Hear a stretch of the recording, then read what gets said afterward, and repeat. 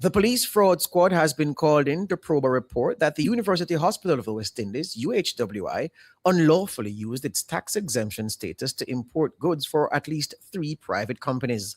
The probe follows a damning report from the Auditor General, which found that the alleged inappropriate use of the UHWI's tax exemption status has resulted in tax revenue losses to the government amounting to $23 million. Our sources say at least one of the four companies, which the Auditor General says received tax exempted supplies and equipment imported by the UHWI, is owned by a prominent politician. We have more in this report from Mahira Stewart.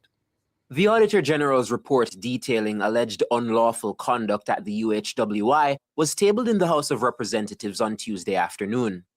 Auditor General Pamela Monroe Ellis's office says customs records showed that items including office furniture, laundry, and medical equipment were declared to Jamaica Customs as hospital imports. But inventory records confirmed that the items were not acquired by the hospital. They were instead obtained by private entities. The Auditor General says the misrepresentation breached the Customs Act, resulting in over $20 million in unpaid import duties. The Auditor General noted that Section 209, subsection 1 of the Customs Act prohibits false declarations on customs documents, with violations subject to fines and prosecution. The Auditor General says, for example, UHWI used its tax exemption status to import laundry equipment valued at $28 million for an entity identified as Private Company 1. This action, the Auditor General says, caused revenue loss of $6.6 million, with UHWI paying the remaining import duties of $1.9 million. The Auditor General says similarly, UHWI facilitated the importation of office furniture and medical equipment valued at over $40 million for another two entities which were indemnified as Private Companies 2 and 3. This action, the Auditor General says, resulted in tax revenue losses to the Jamaican state of $10.7 million. It's understood that the entity which the Auditor General refers to as Private Company 1 is owned by a group of several business people. Private Company 2, which it alleged benefited from the unlawful use of UHWI's tax exemption status, is owned by a prominent politician. Up until recently, another senior politician was listed online as being a member of the board of directors of the company. The Auditor General's department also stated in its report that the UHWI also inappropriately used its tax exemption status to import 40 waste bins for a company which was identified as Private Company 4. The Auditor General says in its initial response dated August 2025, UHWI confirmed that it has ceased facilitating imports for private entities using its tax exemption status. According to the Auditor General, UHWI acknowledged that this practice violated public trust and Jamaica's procurement laws. The Auditor General says, in addition, UHWI reiterated its acceptance of the findings pending further investigation. The hospital also said it was seeking suitable measures to prevent a recurrence of such activities. Mahiri Stewart for Nationwide News.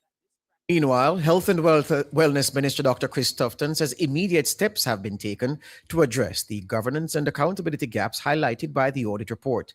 These include the appointment of an institutional review committee. That committee will be chaired by past president of the Private Sector Organization of Jamaica, Howard Mitchell. It includes Deputy Principal at the UWI Mona, Dr. Tomlin Paul, Attorney at Law Angela Robertson, Chief Program Officer at the Health Ministry, Cadian Birch, retired Deputy CEO of the Grace Kennedy Financial Group, Joseph Taff, and Emeritus Professor of International Business, Professor Alvin Wint. The committee is tasked with identifying gaps in the hospital's governance and management structures and its financial and corporate risk systems. It must also provide recommendations on possible changes that could mitigate or eliminate the risks and mechanisms to implement the Auditor General's recommendations. Dr. Tufton says the committee is to present a report within 4 months. And the Board of Management of the UHWI says it's taking seriously the findings of the Auditor General's report on selected procurement activities and has begun accelerating reforms to address the issues raised. In a statement on Tuesday, the board acknowledged that the report, now tabled in Parliament, points to long-standing procedural weaknesses and legacy practices that predate both the current board and executive leadership. It noted that a structured reform program had already been underway before the report was tabled. According to UHWI, that reform program was aimed at strengthening governance, improving documentation, and reinforcing oversight across the hospital. Following the release of the report, the board says it has ordered a comprehensive review of all procurement systems referenced, with management instructed to identify root causes, strengthen controls, and ensure transparency and compliance. Additionally, arrangements affected by the findings are to be regularized or suspended where necessary, and oversight mechanisms reinforced without delay. The board acknowledged that the Auditor General's report highlights the absence of audited financial statements for recent years. It says this is a legacy challenge stemming from COVID-19 disruptions, systems changes, interruptions in external audits, and the loss of key financial leadership. To address this, the UHWI board says it has undertaken remedial work. President of the Jamaica Teachers Association, JTA, Mark Malaver, is welcoming the decision of the Caribbean Examinations Council, CXC, to modify this year's exams for students whose preparation was disrupted by Hurricane Melissa. It is something that we welcome in particular because it gives the schools and the school leadership a certain level of autonomy in terms of consulting with the teachers, consulting with the students, given where they are in the curriculum, and to ultimately make a determination as to what is the most viable option on which to proceed on. The only drawback that I have right now is that I believe a little bit more time should have been given to the schools. I believe that they would have needed a little bit more time to properly do that assessment as to which one of the options they are willing to pursue. Under the modified assessment approach, the grades from the paper 1 or multiple choice exam, as well as the school-based assessments, would be used. This will apply to schools across St. Elizabeth, Westmoreland, Manchester, Hanover, St. James, Trelawney, and St. Anne. School administrators are required to make submissions to CXC by today, Wednesday, January 14, stating whether they intend to use the modified approach. Some stakeholders have raised concerns that the modified approach may not properly assess students and could unfairly disadvantage those sitting the exams under the standard format. But Malaver says the adjustment is necessary. This is a very unique year in and of itself. The reality is we have faced one of the biggest storms in the history of storms. It will impact our ability to properly engage the students, and there will be learning gaps. I particularly like the fact that CSEC is not taking a broad brush approach. It's based on the principle of equity. Our 7 hardest hit parishes, we have to treat those differently. Mark Malaver, president of the JTA. The Ministry of Education has deployed guidance counselors to the schools of 3 children who died in a motor vehicle crash on the Crawford to Fonthill Main Road in St. Elizabeth last Saturday. The students are 10-year-old Antwasia Legister, 12-year-old Janelia Dunkley, and 17-year-old Janessa Dunkley. Antwasia's mother, 30-year-old Janine Dawkins, also died in the crash. The 4 were traveling in a Toyota Voxy driven by Dawkins when it collided with a Freightliner truck. They were pronounced dead at hospital.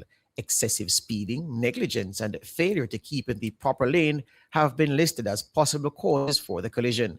Education Minister Senator Dr. Dana Morris Dixon says the ministry's guidance and counseling unit is working closely with school administrators to provide psychosocial support to the affected school communities. She says the ministry also stands ready to provide ongoing psychosocial assistance as required. The latest fatalities bring the number of those killed in road crashes since the start of the year to 11. Several schools across the island remain in need of major reconstruction work to address damage caused by Hurricane Melissa last October. That's the word from Acting Chief Education Officer Terrian Thomas Gale. We have several of those schools. I think the last count was about 11 where we see a total rebuild. And when we say a total rebuild, we're not speaking about all the classes, but probably sections of the classes, either the grade 4 block completely demolished or the grade 7 to 9 block. So there are instances in the school where a block has been demolished, or we will have a total rebuild of a particular area. She says some schools are still in the process of rebuilding classrooms, repairing roofs, and other infrastructure. One such institution is Westwood High in Trelawney. Preliminary losses at Westwood following Melissa were estimated at over $200 million. Despite the challenges, all schools across the island have now reopened for classes. Thomas Gale says the ministry will collaborate with school administrators to ensure rebuilding efforts do not interfere with classes. For Westwood, it's a massive rebuild in most cases. We will work with the principal to ensure that the rebuilding does not impact the school attendance. And so for Westwood and other schools of similar cases, we are looking at a total rebuilding where there has been damage. Terrian Thomas Gale, Acting Chief Education Officer. Meanwhile, Thomas Gale says Petersfield High in Westmoreland continues to function as a shelter despite the resumption of classes. The students are now on the compound. They are separated from the shelteries that are there, and they have different entrance to the dwelling, so they are not interacting at all. And we still have about 45 persons on the premises, but school is up and in session. Terrian Thomas Gale, Acting Chief Education Officer. The government, through the Forestry Department, has introduced the Reforestation, Ecological Enhancement and Landscape Framework, or RELEAF program, aimed at helping the country's forests recover from Hurricane Melissa. The program was announced by Minister of Environment and Climate Change, Matthew Samuda, in the House of Representatives on Tuesday. The Forestry Department has developed the RELEAF initiative, Reforestation, Ecological Enhancement and Landscape Framework, which will now serve as Jamaica's national operational framework for not only post-Hurricane Melissa forest recovery, but importantly, long-term resilience building. Under Phase 1, between January and June 2026, the Forestry Department will replant some 300,000 seedlings. Importantly, no less than 30,000 will be fruit trees, ensuring that ecological restoration goes hand in hand with food security, livelihoods, and community resilience. Minister Samuda told Parliament that the country's forests and mangroves sustained significant damage during the passage of Hurricane Melissa on October 28. He supported his statement with the data from the Forestry Department. The data confirms that approximately 23% of our mangrove forests sustained damage, primarily from wind throw, sediment displaced, and prolonged inundation. Approximately 51% of impacted forests experienced moderate to severe damage, defined by canopy loss exceeding half of pre-hurricane cover. This level of forest loss has real immediate and potentially catastrophic consequences. These consequences include increased water insecurity, increase of flood and landslide risks, undermining of biodiversity, and threatens years of public investment of reforestation, long-term climate resilience, and environmental stewardship. Meanwhile, Minister Samuda also announced that millions of trees will be planted under Phase 2 of the National Tree Planting Initiative.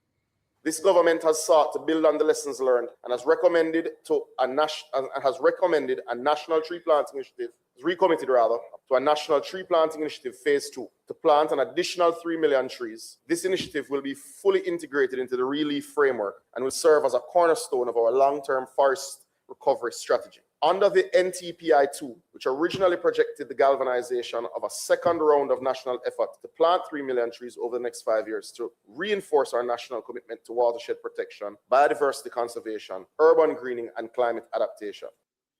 Matthew Samuda, Minister of Environment and Climate Change, he was speaking in the House of Representatives on Tuesday.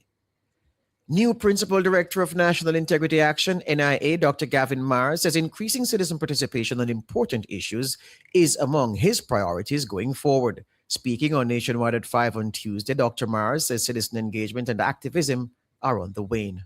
There has been a decline in active citizenship in terms of annual numbers. Whether it is membership in political parties, membership in trade unions, we have seen a decline in just membership of churches and institutions. Another thing that we can use is that there has been a decline in even protest. And this is problematic for a country that prides itself on being able to share its voice. And if we continue along this line, and other countries are finding out this, that the other aspects of national life. Dr. Mars' appointment took effect on January 1. It follows the resignation of Daniel Archer. Dr. Mars says civil society must deepen their collaboration to maximize their contribution to nation building. I think that collaboration, which is working together across the organizational boundaries, is important. So we need to build collaborations and build partnerships. So whether people are members of NIA or members of their local community group, football group, or even Kiwani, and are pushing towards the same goal, this is critical for us as a country. So it is building NIA, but also building other civil society organizations that we can all stand up and speak about and for Jamaica. Meanwhile, Dr. Mars says he's encouraged by citizens' demand for integrity in public life. Jamaica has a very long history of public participation, but there's also, when we talk about consistency, we have stops and starts, we have promises, we have some areas where persons have been strong in and other areas that they haven't been in. So there are some areas that the citizens have been calling out for integrity in, and others that are so deep entrenched that we don't even know how wrong it is. So it's that situation, but I would say there are changes that are happening that have been making Jamaica better. And our work is to consider that mission. Integrity is growing and people are demanding it in their own way. He mentioned some of these social issues he'll be championing in his new role as Principal Director of NIA. There have been certain legislation that has been languishing for a while. Occupational safety, health and environment, that has been languishing for a while. It's important for us. Understanding what is next to the Integrity Commission and the other related areas. Strengthening the Auditor General and their role. Other things that are important. Modernizing the laws that are there around certain areas. We have a Town and Country Act that dates back to the 1800s. So things that are very important for us. Even though we speak about them specifically in our own integrity, we can see how they impact upon us everyday life. Dr. Gavin Mars, new Principal Director of National Integrity Action, speaking on Nationwide at 5 on Tuesday. Overseas news now, at least 28 people have died and 64 others injured after a construction crane fell onto a train traveling from Bangkok in northeast Thailand on Wednesday. The crane derailed the train and crushed some of its carriages, one of which caught fire. The incident happened about 9 a.m. local time.